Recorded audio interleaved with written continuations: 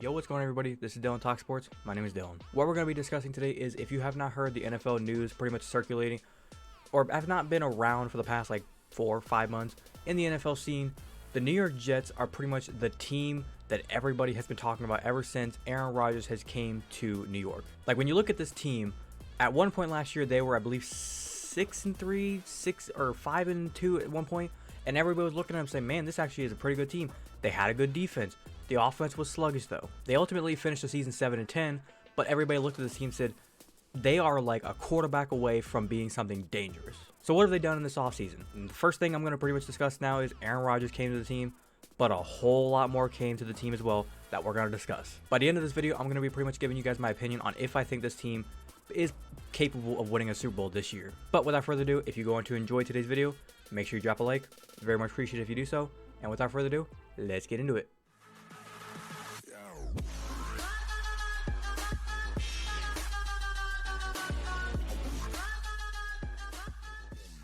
Now let's kind of start off with what exactly went wrong for the New York Jets last season. First up, basically the big thing, like we said, the quarterback was probably not ideal with what they were looking for. You look around the roster and you want to say this team has everything it needs to succeed, which it pretty much did. It had that was a great team last year, which was capable, very capable of making the playoffs. The one thing that held them back was Zach Wilson. Now, am I saying Zach Wilson is the worst quarterback I've ever seen? No. He just has so many things he needs to work on, it's not even funny. Now, I want to go ahead and get this out of the way. Do I think someday down the road, with Aaron Rodgers being here, kind of teaching Zach how to be a better quarterback, can Zach Wilson maybe develop within the next 2, 3, 4 years, whenever Aaron Rodgers is gone, if Zach decided to stay as a backup for that long, and become a better quarterback? There's a good shot, but I don't know if I see it happening. Now, let's look back at some of the draft picks they got last year, because obviously, as we all know, the New York Jets have not been very much been a good team at drafting players. We look at the past 2 quarterbacks they drafted. Sam Darnold, Zach Wilson. Not exactly the best track record. But when it came to last year, what did they do? They felt like they had trust in Zach Wilson. So what did they do?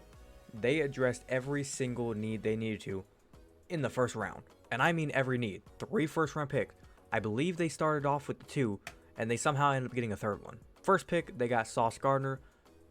Pretty much a cornerstone piece, a piece for the next 5-10 years when it comes to being a lockdown corner and #1 corner in the league. Their next pick, they took Garrett Wilson, again another receiver that's going to be with them probably for the next 5 to 10 years. He's going to be with them for a long time, probably a perennial top 5 receiver in the league at some point in his career. And next up, the pick that kind of surprised a lot of people, but now has turned into being a great steal, Jermaine Johnson. This dude is a freak of nature when you watch him play. A lot of people kind of sleep on him. I think this dude's going to turn into a top 10 edge rusher in no time if he's not already. But now let's go ahead and move on to 2023-2024 season. I have the depth chart here up on screen. I'm going to go and put it up on screen so you guys can see it as well. And we're kind of going to go over this entire depth chart and just kind of analyze all the pieces as to why this team has no reason to not success. Let's start off with the quarterback, Aaron Rodgers. What is Aaron Rodgers' pretty much big thing that we've always been criticizing him for? 1 Super Bowl in his career. He's got to get a 2nd one, I think, in order to become an all-time great. Is he going to be a Hall of Famer? Yes. Is he going to be a legend? Yes. He needs a 2nd Super Bowl, and with this team, he's got a shot to do it. So obviously, let's kind of go over and see what all do you need in an NFL roster to succeed. These days, I would say you need probably a top 10 quarterback. Check. You got Aaron Rodgers. What do you need out of running backs? Oh, let's see. Who did they just sign not even a few days ago at the time of recording this? Dalvin Cook. That guy at some point in his career for the past 2 to 3 years has been a top 5 running back at all times. And now all of a sudden, now that he was not on the Vikings, everybody's been looking at him saying like he's just some bum running back. Hell, I got him in fantasy in like the 12th round. If Dalvin Cook goes out there and it plays exactly how he's been playing the past few years, holy shit, this team's going to be scary. Next up, we got Garrett Wilson at the receiver position. He's already within his rookie year. He won Rookie of the Year, put up some electrifying numbers. This dude's going to be a problem in the league going forward. You also got Allen Lazard. Aaron Rodgers was able to bring him over from Green Bay. So he's got pretty much a guy in Garrett Wilson that's going to be an elite guy. And then he's got a guy in Allen Lazard that he can trust, and he knows that he has a receiver out there that knows how he likes to kind of throw the ball to them. So he's not going to have to kind of work too much with Allen, if you know what I mean. Look at the 2 secondary receivers that they got. Randall Cobb, another guy that Aaron loves as a receiver. Him and Randall have basically been like best friends, I think, over the past few years.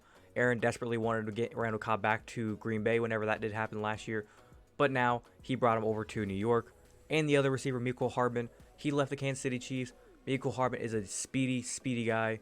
I really think this is going to be an underrated signing, in my opinion. And let's not ignore the tight ends. The tight ends are pretty damn good, too. Tyler Conklin, CJ Uzama, Jeremy Rucker. These guys are some underrated tight ends that if they can show some people what they're capable of, I don't know what to say about this offense. But they're going to be scary. Now, the one knock when it comes to the offense is obviously the offensive line. Because when you look at this offensive line, a lot of the time people look at an offensive line, they always wonder, who are your guys on the offensive line? What kind of big names do you have? And they don't really have a lot of big names, but the guys that you see on this team, it seems like they're good. They just don't know really how to work together. And if you have been watching Hard Knocks, the head coach, Robert Saleh, has pretty much said that. You can have all these great pieces all around your team, but when the big boys up front ain't working together, this team's going to falter. And that's what seems like is happening. Next up, we look at this defense. Underrated as fuck. Top 10 defense, possible top 5 defense. Robert Saleh at one point in his career has been basically a really good defensive coordinator for the San Francisco 49ers and other teams as well. But he was able to come over to New York, and that was his one thing that he wanted to do. He wanted to transform this defense, make them great. What did he do the second he got here, I believe? He was able to reforce that front four and start getting basically a whole front seven together to play in unity. And they're doing it really well. I mean, when you look around at this front seven, John Franklin Myers, Quinnen Williams, Carl Lawson, C.J. Mosley, Quincy Williams, Jermaine Johnson, like I said, Solomon Thomas, Will McDonald. These boys know how to play football at an elite level. It's just going to come down to if they all play together and if they can play up to their potential or not. And then lastly, let's look at the secondary. Like I already said, Sauce Gardner, he's going to be a problem for wide receivers all over the league. Michael Carter II, he's going to be a problem for receivers all over the league. Jordan Whitehead, Adrian Amos, DJ Reed. I'll even throw guys like Ashton Davis, Tony Adams, Breece Hall. These guys don't play around when it comes to defense. These guys, if they know what they're doing and they play to their potential, this team isn't something to fuck around with when it comes to playing them. Now, overall, what exactly do I expect out of this team? I said in a TikTok recently, and I think I said at one point in my NFL team breakdown for the tier rankings, I said I expect the New York Jets to 100% make the playoffs. We'll see if they can make a deep playoff run. In the TikTok I made, I expected them to go to the AFC title game. I expected in the AFC it to be the Chiefs versus the Jets. That's my expectation. For how much talent they have on this team, how loaded they are, they should be in the AFC title game playing the Kansas City Chiefs. Now, it's probably going to be in Kansas City. Kansas City's probably going to win. They're going to go back to Super Bowl. But that's my expectation for them. Now, when it comes to an overall breakdown of every single individual group, what do I expect? I expect Aaron Rodgers to get back to that MVP form. Do I think he's going to win an MVP? There's a good shot he could do it. I don't think he's really aiming for that, though. What I can expect out of this team, I can see Aaron Rodgers going out there with this receiving core. I can see them going for maybe 4,000 yards, 35 touchdowns, maybe 10 interceptions. And when it comes to the run game, I can see with Dalvin Cook and even Breece Hall still on the team and Michael Carter, hopefully they can get maybe anywhere from 1,800 to 2,000 yards rushing between those three guys. And if I had to make a hot take, I'd say maybe the defense can lead the NFL in sacks this year.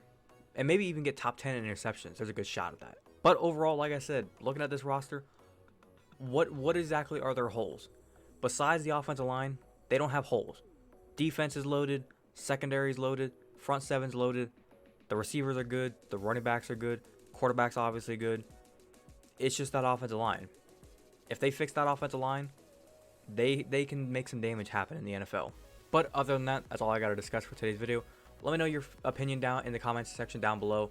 What do you guys think about the New York Jets? Do you think they are going to the AFC title game like myself? If you think I'm crazy, let me know in the comments.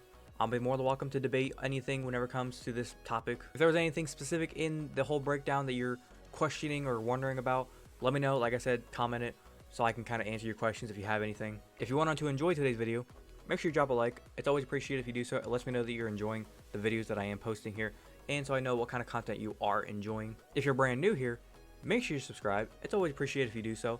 If you're enjoying any of the content that I am posting here whenever it comes to all the sports content, NFL, NBA, MLB, or anything sports related, or even the certain teams that I'm talking about whenever it comes to me being a Cleveland sports fan, hit the subscribe button and hit that notification bell so you're notified the second I post. But without further ado, this has been Dillon Talk Sports. Have a great day. Peace.